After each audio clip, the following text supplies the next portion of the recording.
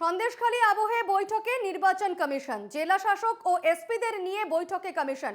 ফুল bench আসার আগে বৈঠকে রাজ্যের মুখ্য নির্বাচনী আধিকারিক। রাজ্যের আইন শৃঙ্খলা নিয়ে আলোচনা।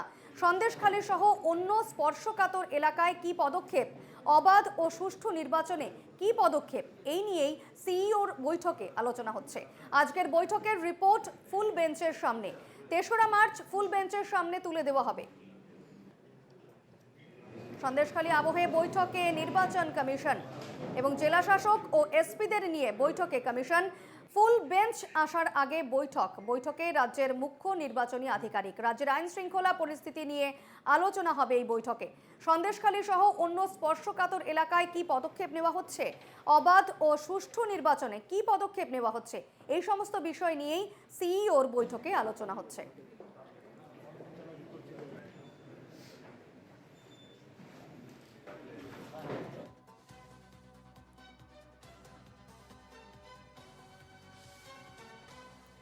আমাদের সঙ্গে এই মুহূর্তে টেলিফোন লাইনে রয়েছেন প্রতিনিধি সুদীপ্ত চট্টোপাধ্যায়। সুদীপ্ত, সন্দেশখালীর আবহে বৈঠকে নির্বাচন কমিশন এবং জেলা শাসক ও এসপিদের নিয়ে বৈঠক করা হচ্ছে, যেখানে বলা হচ্ছে যে ফুল বেঞ্চ আসার আগে এই বৈঠক করা হচ্ছে।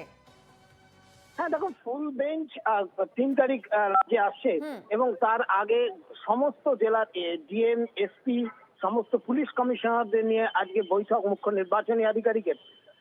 মূল ইস্যু যেহেতু আইন শৃঙ্খলা এবং যারা গ্রেপ্তারযোগ্য, গ্রেপ্তারি পরোয়ানা যাদের রয়েছে সেরকম ব্যক্তি যারা এখনো অধরা, তাদের বিরুদ্ধে কি ব্যবস্থা, অস্ত্র উদ্ধার, এই এজেন্ডা সহ মূল 7টা এজেন্ডা নিয়ে এই বৈঠক। আইন শৃঙ্খলা যেহেতু সাম্প্রতিক কাণ্ডে সন্দেশখালী গোটা রাজ্য জুড়ে একটা আলোড়ন তৈরি করেছে এবং আইন শৃঙ্খলা অন্যতম ইস্যু হয়ে দাঁড়িয়েছে, স্বাভাবিকভাবেই সেখানে সন্দেশখালী প্রসঙ্গটা যথেষ্ট গুরুত্ব পাবেন, যথেষ্ট তাৎপর্যপূর্ণ। এবং বসিরহাটের এসপি তিনি নিজেও এই বৈঠকে উপস্থিত আছেন এবং আমরা যতদূর জানতে পারছি এই বসিরহাটের এসপিকে নিয়ে আগামীকালও একটি বৈঠক আলাদা করে হতে পারে, যেখানে নির্বাচন কমিশন দিল্লি থেকে তারা ভার্চুয়ালি থাকবেন এবং সিইও আরিজ আফতাব তিনিও থাকবেন এই ভার্চুয়ালি বৈঠকে। ফলে স্বাভাবিকভাবেই সন্দেশখালীর যে গুরুত্ব আলাদাভাবে রাজ্যে আইন শৃঙ্খলা বজায়ের ক্ষেত্রে, আসন্ন লোকসভা নির্বাচনকে অবাধ ও শান্তিপূর্ণ রাখতে যে এই আইন শৃঙ্খলার মূল ইস্যু এবং সন্দেশখালী সেখানে একটা উল্লেখযোগ্য চ্যাপ্টার বা তাৎপর্যপূর্ণ চ্যাপ্টার, এবং আজকের বৈঠকে সেটা যে বারবার ঘুরে ফিরে আসবে এবং সেটা যথেষ্ট গুরুত্ব পাবে সেটা বলাই বাহুল্য। সুদীপ্ত, যেহেতু সন্দেশখালী কাণ্ড রীতিমতো সন্দেশখালী কাণ্ডের আজ কিন্তু রাজধানী দিল্লি অবধি পৌঁছে গিয়েছে, সেক্ষেত্রে সন্দেশখালী বাসীরও এটাই দাবি ছিল যে সেখানকার যে আইন শৃঙ্খলা পরিস্থিতি এতটা খারাপ হয়ে গিয়েছে, পরিস্থিতি এতটা খারাপের দিকে, তারা কেন্দ্রীয় বাহিনীর দাবি করছিলেন। সেক্ষেত্রে আজকের এই নির্বাচন কমিশনের বৈঠকে তেমন কি কোনো সিদ্ধান্ত নেওয়ার সম্ভাবনা রয়েছে, কি জানতে পারছো? দেখো, কেন্দ্রীয় বাহিনীর সম্ভাবনা ইতিমধ্যে সেটা আদালতও বিচারাধীন। আদালতও আগামী সোমবার পরশুদিন কিন্তু এটা নিয়ে প্রধান বিচারপতির বেঞ্চে একটা শুনানি রয়েছে। সেখানে জনস্বার্থ মামলা হয়েছে যাতে সন্দেশখালীতে সিআরপিএফ বা কেন্দ্রীয় বাহিনী মোতায়েন করার আবেদন জানানো হয়েছে।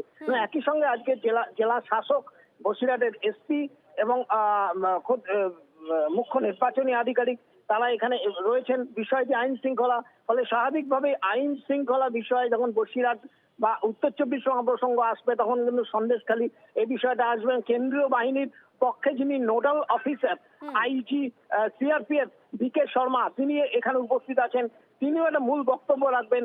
কেন্দ্রীয় বাহিনী আমরা জানি 920 কোম্পানি প্রস্তাব দেওয়া হয়েছে কমিশনের পক্ষ থেকে কেন্দ্রীয় স্বরাষ্ট্র মন্ত্রককে, এবং নজিরবিহীন সিদ্ধান্ত নেওয়া আছে নির্বাচনী নিঘণ্ট প্রকাশের আগেই রাজ্যে কেন্দ্রীয় বাহিনী মোতায়েন করা হবে।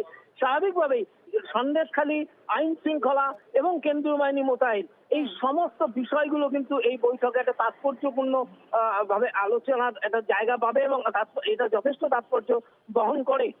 একই সঙ্গে তোমায় জানাই যে আগামীকাল, যেটা বলছিলাম যে আগামীকাল একটা গুরুত্বপূর্ণ বৈঠক বসিরহাটকে নিয়ে হওয়ার কথা আছে, সম্ভাবনা রয়েছে, যেখানে ভার্চুয়ালি দিল্লি থেকে জাতীয় নির্বাচন কমিশন এবং এখানে সিইও, বসিরহাট এসপি এদের সাথে হওয়ার কথা।